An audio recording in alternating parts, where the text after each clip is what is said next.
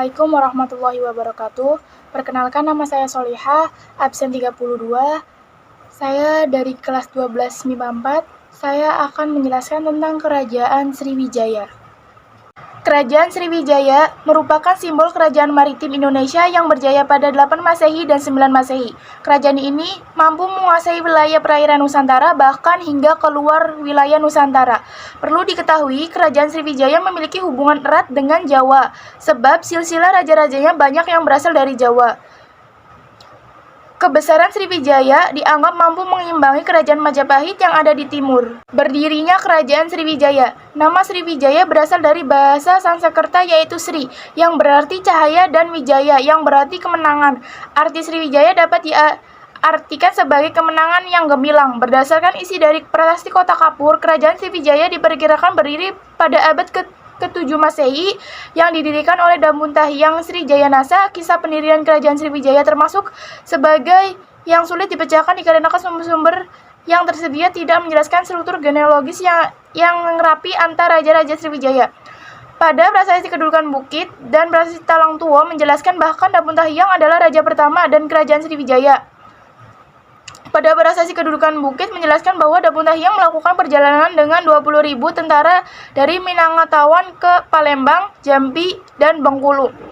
Pada kerajaan tersebut, Damuntahiang mampu menaklukkan daerah-daerah strategis untuk perdagangan Sriwijaya. Prasasti Kota Kapur dari Pulau Bangka menjelaskan bahwa Sriwijaya diperkirakan telah menguasai Sumatera bagian selatan, Bangka, Belitung, hingga Lampung. Bahkan diperkirakan Sri Jayanasa juga melakukan percobaan ekspedisi militer ke Jawa yang dianggap tidak berbakti kepada Sriwijaya.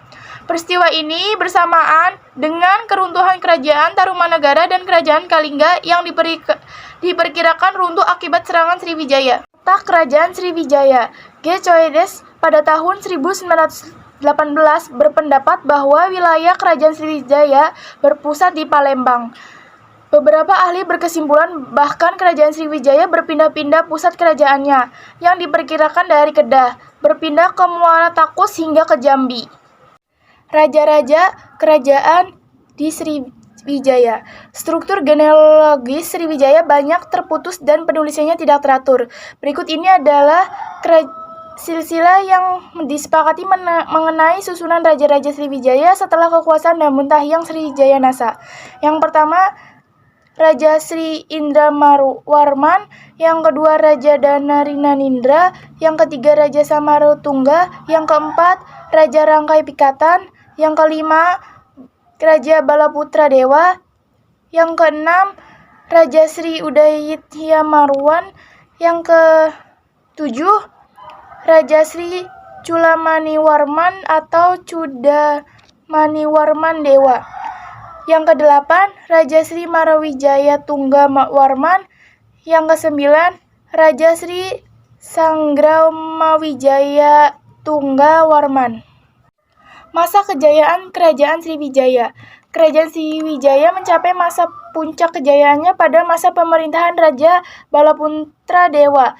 Pada abad ke-8 Masehi dan 9 Masehi, pada dasarnya Kerajaan Sriwijaya mengalami masa gemilang hingga masa pemerintah Sri Marawijaya.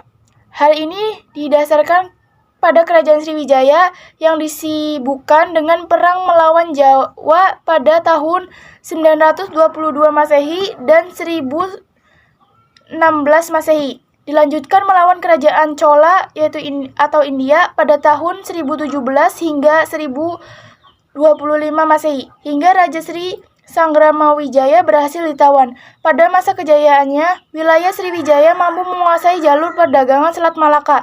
Selain itu, wilayah kekuasaannya mampu diperluaskan hingga Jawa Barat, Kalimantan Barat, Bangka, Belitung, Malaysia, Singapura, dan Thailand Selatan. Guna mengamankan wilayah laut, Sriwijaya membangun armada laut yang kuat sehingga kapal asing yang ingin berdagang merasa aman. Sriwijaya kemudian berkembang menjadi kerajaan maritim yang kuat di masanya. Runtuhnya Kerajaan Sriwijaya. Sekitar abad ke-11 Masehi, Kerajaan Sriwijaya sudah mengalami kemunduran. Kerajaan Chola yang dipimpin oleh Raja Rajendra Choladewa berhasil menawan Raja Sriwijaya pada abad ke-13 Masehi. Kerajaan Singgasari dari Jawa mampu mengalahkan Kerajaan Malayu yang sebelumnya berada di bawah kekuasaan Sriwijaya melalui ekspedisi Pamalayu. Di sisi lain, Sriwijaya semakin lama semakin lemah dikarenakan persaingan dengan kerajaan-kerajaan dari Jawa. Hingga lemahnya Sriwijaya dimanfaatkan oleh kerajaan Sukodaya dari Thailand. Dengan merebut wilayah semenanjung Malaysia dan Selat Malaka, pada akhirnya abad ke-16 Masehi, Sriwijaya benar-benar runtuh atau serangan Majapahit. Berikut adalah faktor runtuhnya kerajaan Sriwijaya. Yang pertama, Raja Sriwijaya tidak memimpin dengan baik. Yang kedua, jauhnya letak Palembang dengan laut. Yang ketiga, penurunnya aktivitas perdagangan. Yang keempat, melemahnya sektor militer.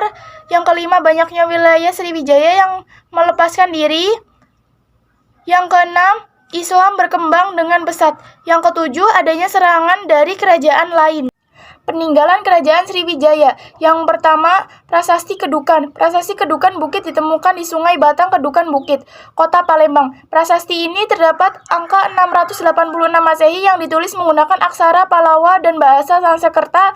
Ini dari prasasti ini adalah mengenai Dapunta Hyang yang menaiki perahu dan mengisahkan mengenai kemenangan Sriwijaya. Yang kedua, Prasasti Kota Kapur. Prasasti Kota Kapur ditemukan di Pulau Bangka sebelah barat yang berisi kutukan kepada orang yang berani melanggar perintah Raja Sriwijaya. Yang ketiga, Prasasti Telaga Batu. Prasasti Telaga Batu ditemukan di kolam Telaga Biru, Kecamatan Ilir Timur, Kota Palembang. Prasasti ini berisi tentang kutukan orang-orang jahat yang berada di wilayah kerajaan Sriwijaya. Yang keempat, Prasasti Karangberahi. Prasasti Karangberahi ditemukan di Desa Karangberahi, Merangi, Jambi. Prasasti ini berisi mengenai kutukan kepada orang-orang yang tidak setia kepada Raja Kerajaan Sriwijaya. Yang kelima, Prasasti Palas Pasema. Prasasti Palas Pasema ditemukan di pinggir rawa Desa Palas Pasema, Lampung Selatan. Prasasti ini bersaksara Palawa dengan berbahasa Melayu kuno. Isi dari prasasti ini adalah kutukan kepada orang-orang jahat yang tidak setia terhadap Sriwijaya. Yang keenam, Prasasti Talang Tuo. Prasasti Talang Tuo ditemukan berisi doa Buddha Mahayana dan dikisahkan membangun taman dari Sriwijaya Nasa. Yang ketujuh, Prasasti Hujung Langit. Prasasti Hujung Langit ditemukan di Desa Haur Kuning, Lampung. Pada prasasti ini tentara angka tahun 1907 Masehi. Yang kedelapan, Prasasti Ligor. Prasasti Ligor ditemukan di Thailand bagian selatan oleh Nakan di Tamarat. Prasasti ini berisi mengenai kisah Raja Sriwijaya yang membangun Tisa Mayasa Caitya untuk raja. Yang kesembilan, Prasasti Leiden. Prasasti Leiden terbentuk lempengan lembaga dengan bahasa Sanskerta serta bahasa Tamil.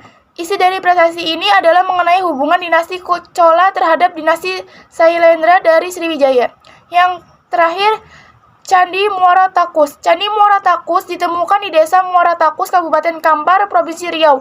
Candi Muara Takus memiliki corak Buddha dengan beberapa susunan stupa yang ada pada candi ini. Pada halaman candi terdapat beberapa candi dan dengan nama Candi Bungsu, Candi Sulung, Stupa Palangka, dan Stupa Malinggai.